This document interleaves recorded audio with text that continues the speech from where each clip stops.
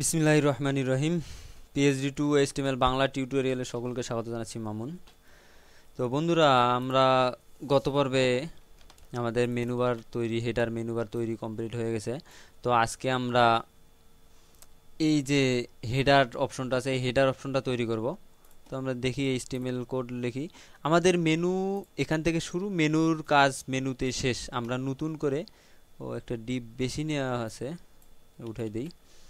তো মেনুর কাজ এখানে শেষ, মেনুর কাজ। এখন থেকে আমরা নতুন করে আবার হেডারের জন্য কাজ করব। এখানে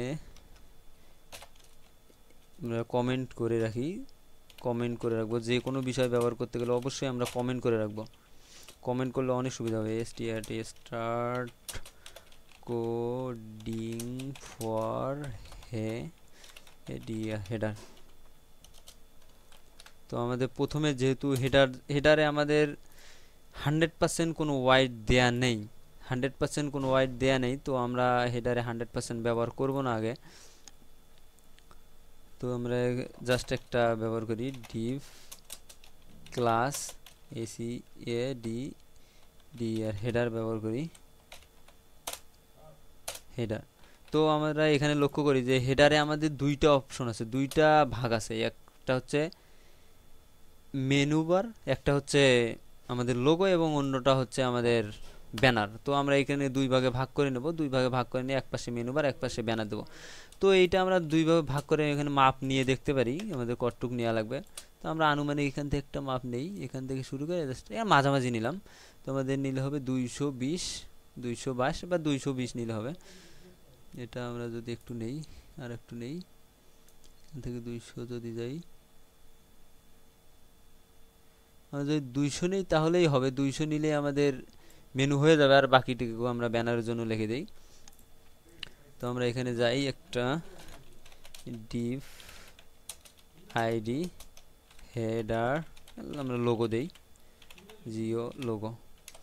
তারপর আর একটা ডিভ নেই, ডিআইভি আইডি বা ক্লাস ব্যবহার করি।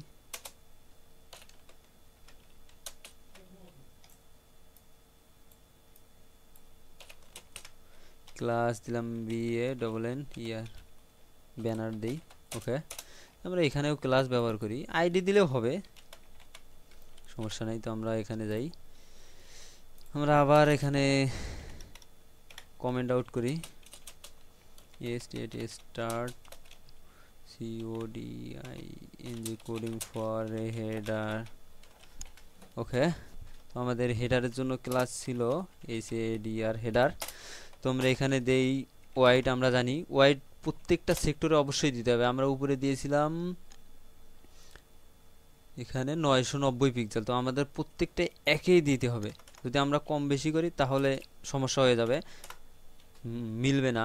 তো আমরা 900 পিক্সেল দেই। Margin 0 auto, AUTO auto.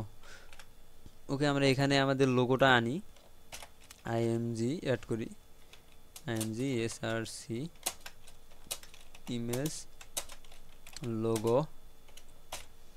তো আমরা এখানে ব্যানার অ্যাড করি,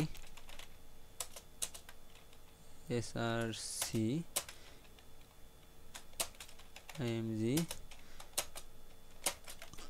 এখানে হলো ব্যানার নামে আমরা সেভ করছিলাম। তো এগুলো নামগুলো মনে রাখা লাগবে, আমরা কি নামে সেভ করছি, দেখি কি রকম আসে। তো আমাদের উপরে নিচে দেখাচ্ছে, তো উপরে নিচে দেখারই কথা, কারণ আমরা এখানে লোগো এবং ব্যানারে কোনো কাজ করি নাই। তবে আমরা যেহেতু মার্জিন 0 ওয়াইড দিয়ে মার্জিন 0 অর্ডার করছি, সেগুলো এখানে মাঝ বরাবর আছে, মাঝেই আসতেছে। তো আমরা ব্যবহার করি ক্লাস লোগো। এটা দিলাম ওয়াইড, দিলাম হলো 200, দিলাম 200 পিক্সেল। ফ্লোট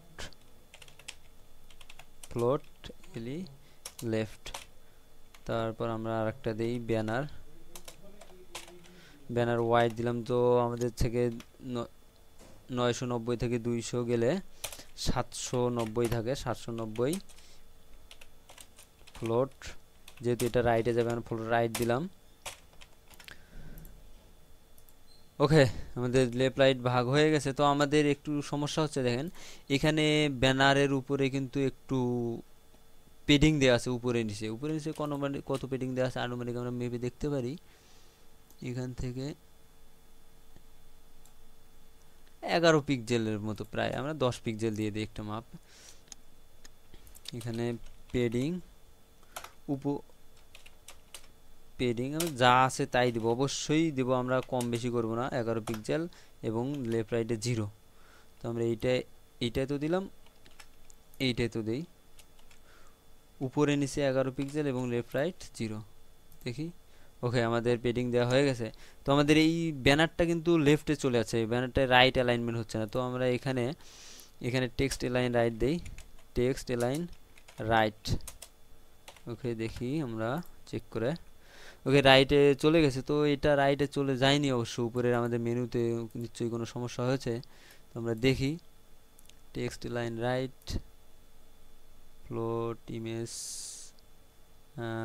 এই যে আমাদের টেক্সট লাইন রাইট, এখানে ইমেজ হবে না আসলে। আমরা এখানে টেক্সট লাইন রাইটটা আমাদের এখানে মেনু রাইট যে ডিভ আছে এখানে টেক্সট লাইন রাইট করে দিলে এটা রাইটে চলে যাবে।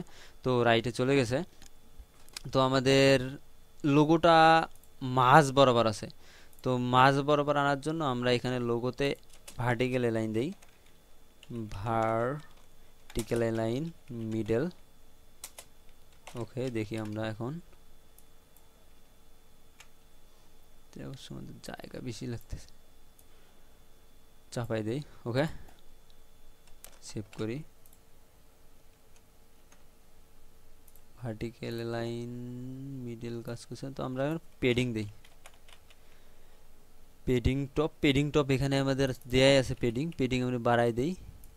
আমরা এখানে ফায়ারবাগ দিয়ে দেখতে পারি আমাদের মাঝে আনার জন্য কতটুকু পেডিং দেওয়া দরকার।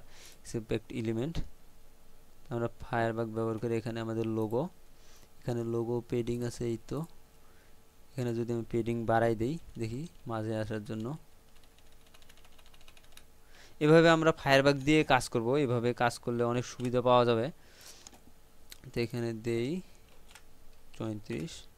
ওকে, আমরা যদি এখন কেটে দিয়ে দেখি, ওকে আমাদের হেডারের কাজ। ওকে, তো আমরা আগামী পর্বে আমাদের নিচের যে মেনু বারটি আছে এই মেনু বারটি তৈরি করব আবার। তো আজ এই পর্যন্তই, সকলে ভালো থাকুন, আল্লাহ হাফেজ।